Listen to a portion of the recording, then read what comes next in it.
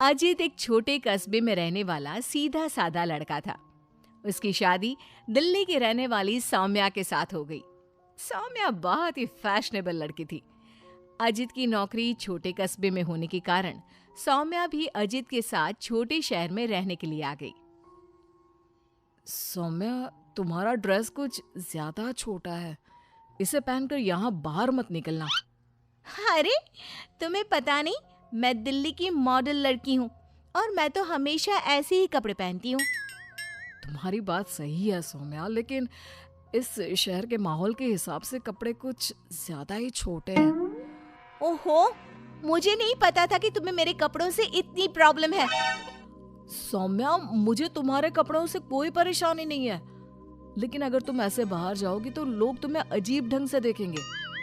अच्छा ठीक है, अब तुम ऑफिस जाओ, तुम्हारा ऑफिस जाने का वक्त हो गया है। अजीत को लगता है कि शायद सौम्या ने उसकी बात मान ली है। वो ऑफिस चला जाता है। थोड़ी देर बाद सौम्या अपना शॉर्ट ड्रेस पहनकर घर से बाहर सब्जी लेने के लिए जाती है। भैया, आधा किलो टमाटर देना। मैडम जी, कहीं बाहर से आए लगते हो, पहली बार शहर में आई हो का? तुमसे क्या मतलब? और तुम मुझे ऐसे घूर घूर के क्यों देख रहे हो? अरे नहीं नहीं, ऐसी कोई बात नहीं है, बस आपके कपड़ों को देखकर लग नहीं रहा कि आप शहर की रहने वाली हैं। तुम अपने काम से काम रखो, मैं चाहे कुछ भी पहनूं, तुम्हें उससे क्या? सौम्या सब्जी लेकर अपने घर चली जाती है। शाम को अजित घर वापस आता है। सौम्या, कल मम्मी पापा आ रहे हैं। देखो, तुम ना उनके सामने साड़ी पहन कर रहना, वरना मम्मी बुरा मान जाएंगी। अरे यार, तुम भी ना जब देखो तब मेरे कपड़ों को लेकर परेशान रहते हो। अरे बस 2 दिन की तो बात है सौम्या, उसके बाद तो मम्मी पापा वापस घर चले जाएंगे। अच्छा ठीक है ठीक है। अगले दिन अजित ऑफिस चला जाता है और पीछे से सौम्या के सास ससुर घर पर आते हैं। लेकिन अजित के घर पर ना होने की वजह से सौम्या ने साड़ी नहीं पहनी थी और वही छोटे कपड़ों में वो अपनी सास के सामने आ जाती है। नमस्ते मम्मी जी, पापा जी, कैसे हैं आप? अरे मैं तो आंखें बंद कर लेता हूँ, ये बहू ने कैसे कपड़े पहने हुए हैं। राम राम राम राम राम। अरे बहू, तुमको जरा भी शर्म नहीं आती? अपने सास ससुर के सामने इतना छोटा ड्रेस पहनकर घूम रही हो। क्या अजित ने तुमको बताया नहीं कि हम लोग तुमसे मिलने आ रहे हैं? बताया तो था, लेकिन वो क्या है ना मम्मी जी, पापा जी, मुझे तो ऐसे ही कपड़े पहनने की आदत है। जरा मेरे साथ चल, मैं तुझे सिखाती हूँ कैसे कपड़े पहनते हैं।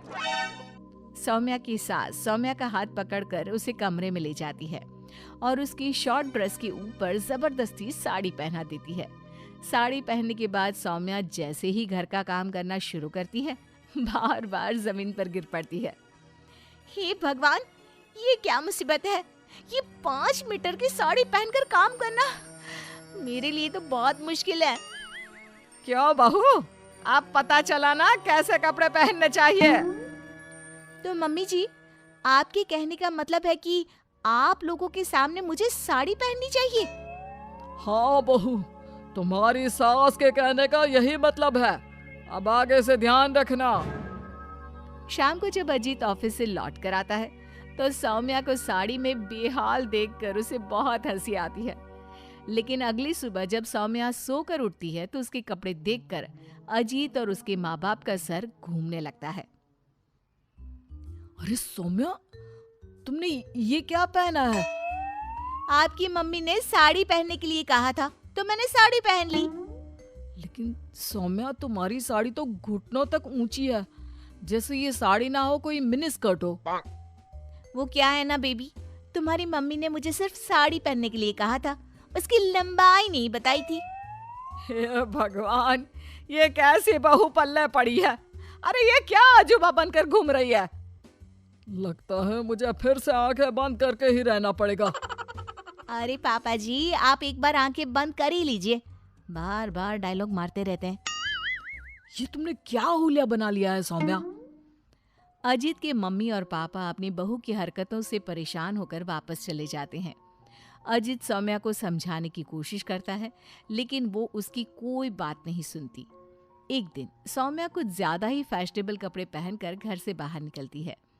उस छोटे से कस्बे के लोगों ने उस तरह के कपड़े कभी देखे ही नहीं थे।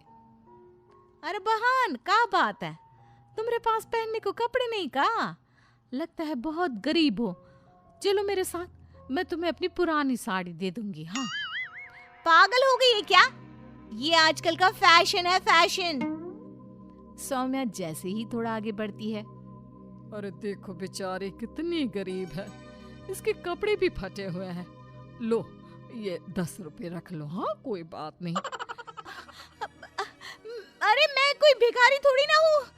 कितने अजीब लोग हैं यहाँ के, इनको फैशन का मतलब भी नहीं पता। थोड़ा आगे जाने के बाद कुछ बच्चे सौम्या को देखकर जोर जोर से हंसने लगते हैं। अब तुम लोगों को क्या प्रॉब्लम है? क्यों हंस रहे हो ऐसे? आंटी, आंटी आप बहुरूपिया है ना? हाँ? बहुरूपिया क्या होता है? आंटी वही जो अजीब अजीब कपड़े पहनकर गली गली में घूमता है और लोगों से पैसे मांगता है। तुम्हारा दिमाग खराब हो गया है? मैं कोई बहुरूपिया नहीं हूँ। लेकिन आपकी हालत देखकर तो ऐसा ही लग रहा है। तभी वहाँ पर एक औरत आती है। अरे बच्चों, ये तो कोई पागल औरत लगती है। देखो इसके कपड़े भी फटे हुए हैं। हे भगवान, मैं सच में पागल हो जाऊंगी। इस शहर के लोग बड़े अजीब हैं। मेरे फैशन को न जाने क्या समझ बैठे हैं। फिर सौम्या अपने घर लौट आती है और जोर जोर से रोने लगती है। सौम्या को इस तरह रोता देखकर अजित को कुछ समझ नहीं आता। अरे क्या हुआ सौम्या, तुम इतना क्यों रो रही हो? किसी ने कुछ कहा क्या? इस शहर के लोग पूरे पागल हैं। मेरे फैशन वाले कपड़ों को देखकर न जाने कैसी कैसी बातें करते हैं। तभी अजीत और सौम्या को घर के दरवाजे पर जोर जोर से खटखटाने की आवाज आती है। बाहर जाकर देखते हैं तो 2-3 औरतें वहां पर खड़ी हुई थी। कौन है आप लोग और क्या हुआ? अरे आपके घर में एक औरत रहती है ना, फटे हुए कपड़े पहनकर घूमती है, हम उसे ले जाने आए हैं। कहाँ ले जाने आए हैं? अरे पागल खाने या फिर महिला सुधार गृह में छोड़ देंगे। लेकिन क्यों?